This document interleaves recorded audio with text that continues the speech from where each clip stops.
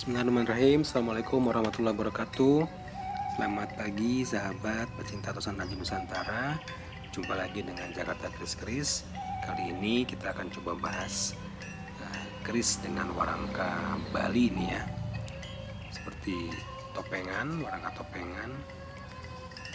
Dan ini warangka Bali ini unik ya. Ukiran-ukirannya full. Lalu ini sepertinya model gayaman ya, karena kalau yang ladang tuh ada sedikit lekukannya di atas. Di warangka Bali kuno ya. Itu. Oke, mudah-mudahan ini kita tebak ya isinya apa, menggunakan wawor atau mendak Bali juga ya. Jenis warangka Bali sangat banyak ya. Nah, kita tahu bahwa sebelum kemerdekaan itu bahwa Bali terdiri dari banyak kerajaan ya. Namun sebelum itu Bali ternyata punya kerajaan yang kuno ya, sejak abad 9 sampai 14, yaitu kerajaan Bedahulu. Nah, ini dedernya ini berbentuk Detya Nawasari ya, handle motifnya ini. Ini khas sepertinya dari daerah Klungkung ya. Mari kita lihat bilahnya. Bismillah. Wow. Oke, ini dia keris yang diberi nama dengan dapur Damar Murup ya, atau Urubingdilah. Keris ini biasanya dikategorikan look 1, cuman ada yang mengatakan juga look 3. Bagaimana kalau lihat dari pasikutan ini dan hasil dari tangguh Museum Pusaka Taman Mini, ini bertangguh Tuban Mojopahit.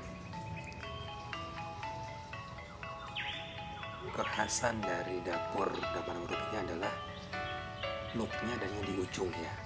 Jadi ada yang mengatakan look 1, ada yang mengatakan look 3.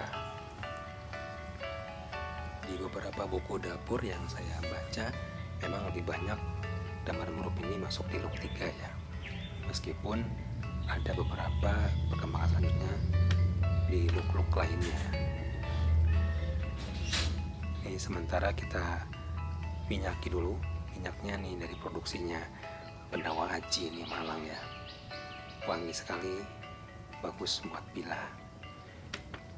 Sambil santai nih guys. Waduh, sampai lupa nih, belum dibuka tutupnya.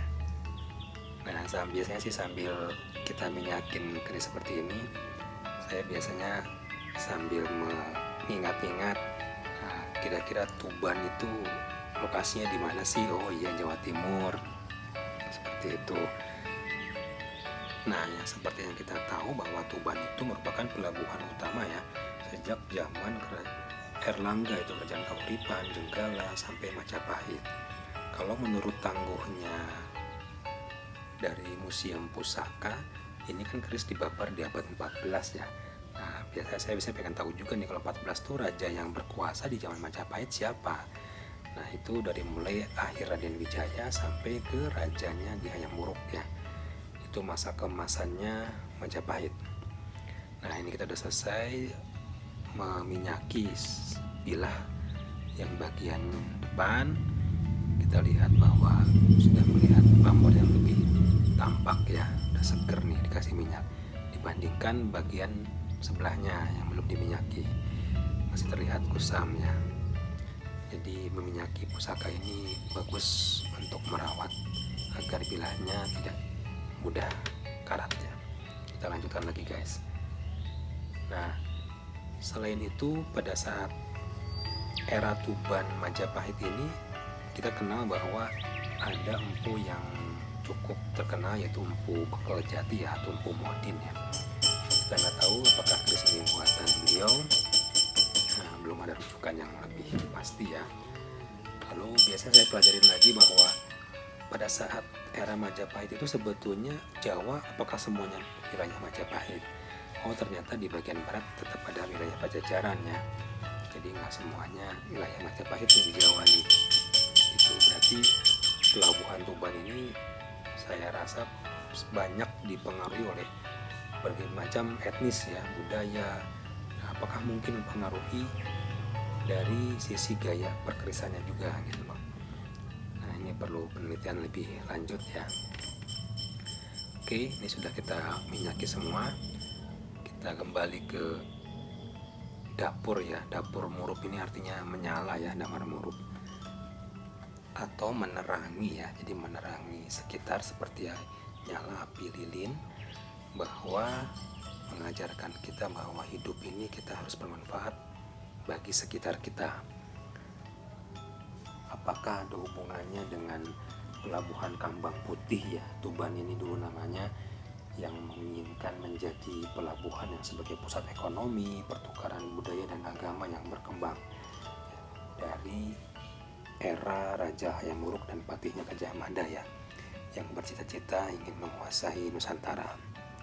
Pamor keris ini berpamor kulit semongko yang seolah-olah berharap agar banyak pergaulan dan kekerabatan ya, atau jalinan ekonomi yang baik dengan banyak saudagar-saudagar dari berbagai negara. Oke sedulur, inilah keris koleksi Jakarta Keris-Keris dengan warangka Bali ya, dengan motif kalaboma ya, atau buta kala, yang sebetulnya artinya adalah ruang dan waktu, mengingatkan kita bahwa kita hidup ini sangat dibatasi oleh waktu ya. Waktu yang harus kita manfaatkan sebaik-baiknya dengan cara kita menghilangkan sifat keraksasaan kita ya, atau di Bali dikenal dengan sadripu, atau kita harus mengikis 6 musuh dalam diri kita. Jadi dengan melihat keris ini diharapkan bahwa kita sadar dirinya terbatas oleh ruang dan waktu, sehingga jangan lagi menunda-nunda untuk berbuat baik atau dharma ya, kalau di Islam dikenal dengan amal soleh.